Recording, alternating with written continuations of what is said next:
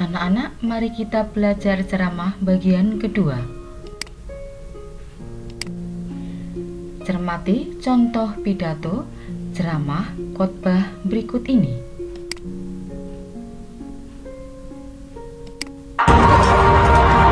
Bismillahirrahmanirrahim. Merdeka! Saudara-saudara, rakyat jelata di seluruh Indonesia, terutama saudara-saudara penduduk kota Surabaya, kita semuanya telah mengetahui bahwa hari ini tentara Inggris telah menyebarkan pamflet-pamflet yang memberikan suatu ancaman kepada kita semua. Kita diwajibkan untuk dalam waktu yang mereka tentukan melemahkan senjata-senjata yang telah kita rebut dari tangannya tentara Jepang. Mereka telah minta supaya kita datang kepada mereka itu dengan mengangkat tangan.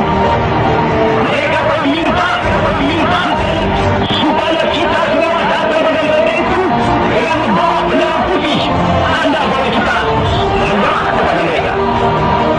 Saudara-saudara, di dalam pertempuran yang lampau, kita sekalian telah menunjukkan bahwa rakyat Indonesia di Surabaya, pemuda-pemuda yang berasal dari Maluku, pemuda-pemuda yang berasal dari Sulawesi, pemuda-pemuda yang berasal dari Pulau Bali, pemuda-pemuda yang berasal dari Kalimantan, pemuda-pemuda dari seluruh Sumatera, pemuda Aceh, pemuda Betawi, dan seluruh pemuda Indonesia yang ada di Surabaya ini, dalam pasukan-pasukan mereka masing-masing, dengan pasukan-pasukan rakyat yang dibentuk di kampung-kampung, telah menunjukkan kekuatan sehingga mereka itu terjepit di mana-mana.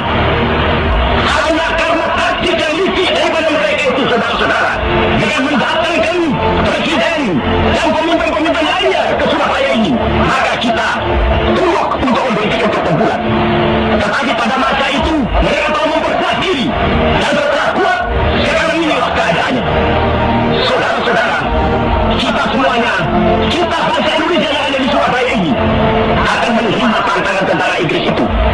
Dan kalau pimpinan tentara Inggris yang ada di Surabaya ingin mendengarkan jawaban rakyat Indonesia, ingin mendengarkan jawaban seluruh pemuda Indonesia yang ada di Surabaya ini, dengarkanlah ini tentara Inggris.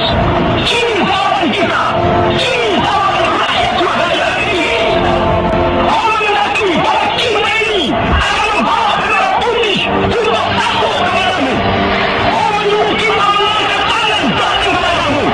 Allah menyuruh kita senjata-senjata yang telah kita berantas dari tentara Jepang untuk diserahkan kepadamu. Tuntutan itu, walaupun kita tahu bahwa Tuhan akan mengancam kita untuk menggempurkan dengan seluruh kekuatan yang ada, tetapi inilah jawaban kita.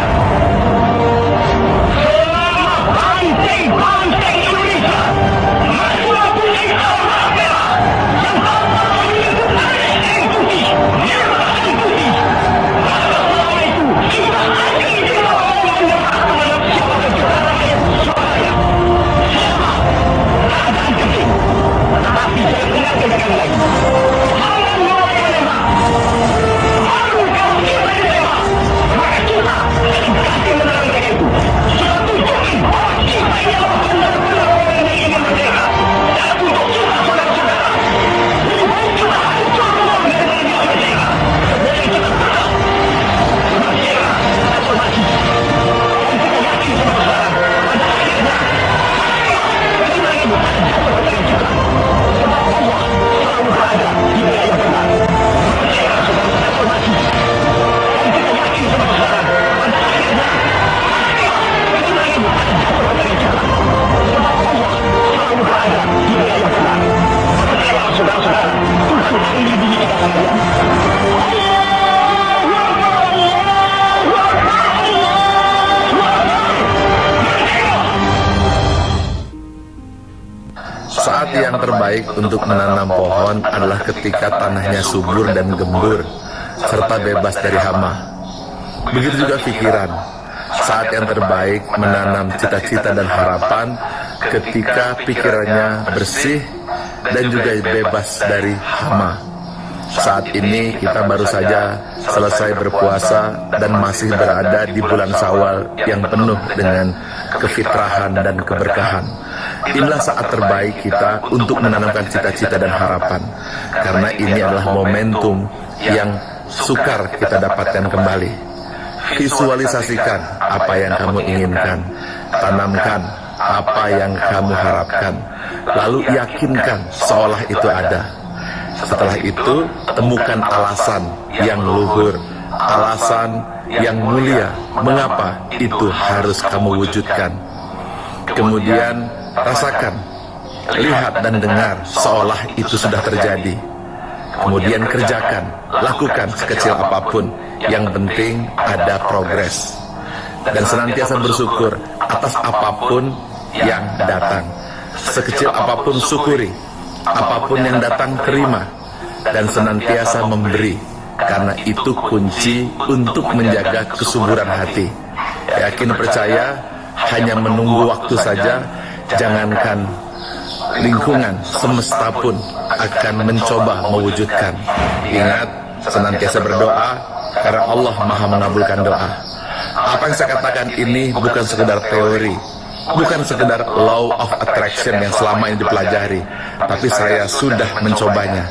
Pergunakanlah waktu ini, karena suatu saat ketika kita sudah lanjut usia, kita akan sadar betapa ruginya kita apabila kita mempergunakan pikiran untuk diisi hal-hal yang buruk, karena yang buruk pun akan datang.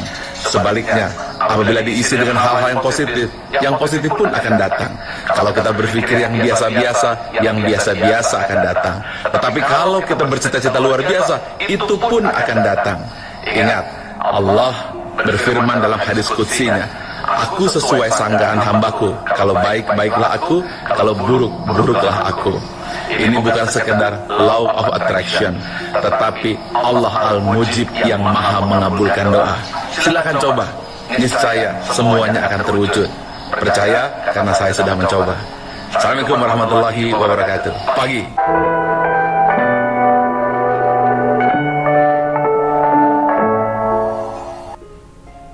Umat Islam, kenapa umat Islam tidak belajar daripada peristiwa hijrahnya Rasulullah SAW yang menetapkan pasar atau pajak daripada sumber ekonomi? Kaum muslimin salat Jumat yang dimuliakan oleh Allah SWT. Karena konsep kita selama ini salah kepada anak-anak. Seharusnya kita mengajarkan kepada mereka untuk menjadi orang yang mampu dalam ekonomiku dan bertarung sejati.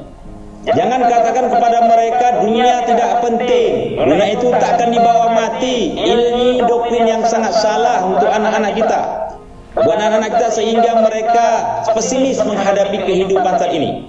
Sehingga kita tidak bisa mempersiapkan generasi-generasi yang mantap, yang bertarung, yang 50 tahun akan datang lagi. Mustahil kejayaan Islam akan maju di Indonesia ini tanpa dipopong oleh ekonomi yang kuat. Itu tidak akan bisa terjadi. Kekuatan ekonomi inilah fondasi daripada umat Islam untuk bisa tetap eksis kita di Indonesia ini dengan dakwah. I'malid dunia ka'annaka ta'isu abadan wa'mal li akhiratika ka'annaka tamutu qadan. Begitu luar biasa sabda. Kerjalah engkau di dunia seolah-olah kamu akan hidup selama-lamanya.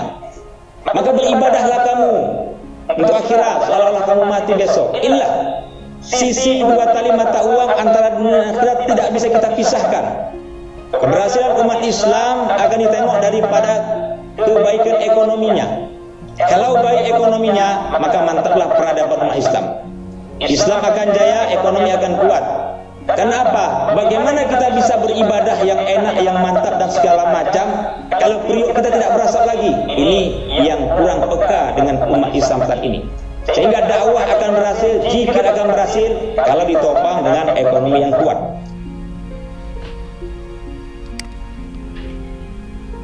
Anak-anak, dari contoh tadi, buatlah video singkat berisi pidato, ceramah, atau khotbah. Pilih salah satu dengan durasi maksimal 3 menit. Lalu kumpulkan. Selamat belajar. dan terima kasih.